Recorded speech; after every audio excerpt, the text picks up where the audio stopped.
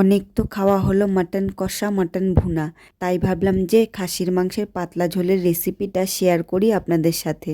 যেহেতু কাল হোলি, আর হোলিতে দেখবেন প্রত্যেক বাঙালি ঘরে চিকেন কিংবা মাটন রান্না হয়। সেই দিন সকাল থেকেই শুরু হয়ে যায় রান্নাবান্নার তোড়জোড়, কারণ রান্না কমপ্লিট করার পরেই সবাই রং খেলতে বেরিয়ে পড়ে। তবে দেখবেন সারাদিন রং খেলার পর দুপুরে স্নান ধ্যান করে মায়ের হাতে রান্না করা সেই পাতলা মাংসের ঝোল আর সাদা ভাত, তার স্বাদ যেন অতুলনীয়। তো সে যাই হোক, এখানে আমি নিয়েছি 700 গ্রাম মাটন। আর এই মাটনের মধ্যে স্বাদ অনুযায়ী লবণ ও হলুদ, হাফ চামচ করে জিরে গুঁড়ো, ধনে গুঁড়ো ও লঙ্কার গুঁড়ো এবং 2 চামচ টক দই ও 2 চামচ সর্ষের তেল দিয়ে খুব ভালো করে মেখে রেখে দেব প্রায় 1 থেকে 1.5 ঘন্টা।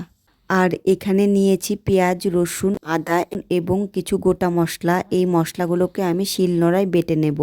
আপনারা চাইলে মিক্সিতেও পেস্ট করে নিতে পারেন। তো সবার প্রথমে বেটে নেব শুকনো লঙ্কা। শুকনো লঙ্কা বাটার পরই একে একে বেটে নেব গোটা জিরে, গোটা ধনে, গোটা রসুন এবং সবশেষে আদা। আদাটা সবার শেষে বাটলে কি হয়, শিলনোড়াটা একেবারে পরিষ্কার হয়ে যায়, মানে শিলনোড়াতে কোনো রকমের মশলা আর কি লেগে থাকে না। তো মশলা একেবারে কেটে বেটে রেডি। এখন গ্যাসের উপরে একটা কড়াই বসিয়ে দিয়ে সেই কড়াইতে 1 চামচ সাদা তেল এবং 1 চামচ সর্ষের তেল দিয়ে কেটে রাখা আলুগুলোকে হলুদ লবণ দিয়ে ভালো করে ভেজে নেব। আলুগুলোকে লাল লাল করে ভেজে তুলে নেওয়ার পর সেই কড়াইতে আরও 2 চামচ সর্ষের তেল দিয়ে ফোড়নে দিয়ে দেব গোটা জিরে, গোটা শুকনো লঙ্কা আর তেজপাতা। তারপর দিয়ে দেব অল্প একটু চিনি। আর এই চিনি দেওয়ার কারণে কিন্তু গ্রেভির কালারটা যেমন সুন্দর আসে, তেমনি টেস্টেরও ব্যালেন্স হয়। ফোড়নটাকে একটু ভেজে নেওয়ার পরেই এতে দিয়ে দিতে হবে কুচনো পেঁয়াজ। তবে পেঁয়াজগুলোকে কিন্তু কড়া করে ভাজলে চলবে না। পেঁয়াজটা অর্ধেক ভাজা হয়ে যাওয়ার পর এতে দিয়ে দেব রসুন বাটা। আর রসুন বাটা দেওয়ার পরে দিয়ে দেব আদা বাটা, জিরে, ধনে, লঙ্কা, মানে যেসব মশলাগুলো আর কি বেটে রেখেছিলাম সেই সব মশলাগুলোকে দিয়ে ভালো করে কষিয়ে নিতে হবে। আর সাথে দিতে হবে স্বাদ মতো লবণ ও হলুদের গুঁড়ো। আর এখানে আমি মশলাগুলোকে আলাদা আলাদা দিয়েছি, কারণ আমি মশলাগুলোকে শিলনোড়ায় বেটেছি।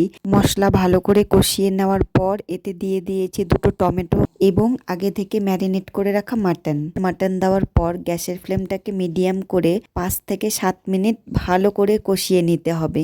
তবে এই পর্যায়ে কিন্তু ঢাকনা দেওয়া যাবে না, তাহলে মাংস থেকে জল ছাড়তে শুরু করবে আর মাংসটা ভালো মতন কষানো হবে না। তো 5-7 মিনিট মাংসটাকে ভালো করে কষিয়ে নেওয়ার পর ওতে দিয়ে দিতে হবে অল্প একটু গরম জল। আর সেই গরম জল দিয়ে ভালো করে মিশিয়ে তারপরে ঢাকনা দিয়ে ঢেকে দিতে হবে 3-4 মিনিটের জন্য। আর এই প্রসেসটা করতে হবে 2 থেকে 3 বার, তাহলেই কিন্তু মাটনটা খুব ভালো করে সেদ্ধ হবে। এখানে আমি মাটনটাকে 2-3 বার ঢাকনা দিয়ে ভালো করে কষিয়ে নিয়েছি। এখন এতে দিয়ে দেব জল।